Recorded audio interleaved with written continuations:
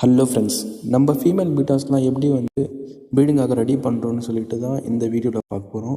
First beta fish ஒரு egg லோடடாக ஆகணும்னா அதுக்கு ப்ராப்பராக ப்ரோட்டீன் ஃபுட் வேணும்.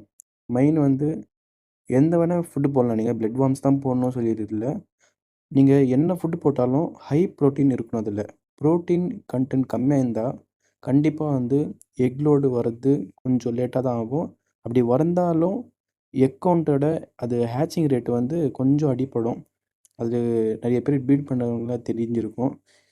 அதால் நான் சஜஸ்ட் பண்ணுறது தான் பிளட் வார்ம்ஸு. அதுக்கப்புறமா நீங்கள் பிளட் வார்ம்ஸ் தான் போடணும்னு சொல்லிட்டு இல்லை.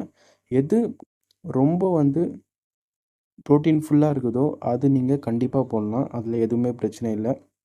ஆனால் பிளட் வார்ம்ஸ் போடுற டைமில் கொஞ்சம் பார்த்து போடணும். ஏன்னா இது கொஞ்சம் பேராசைட்லாம் இருக்கும். அதனால் கொஞ்சம் க்ளீன் பண்ணி போடுற மாதிரி இருக்கும். இது மாதிரி நிறைய வீடியோ பார்க்கணுன்னா நம்ம சேனலில் சப்ஸ்கிரைப் பண்ணுங்கள்.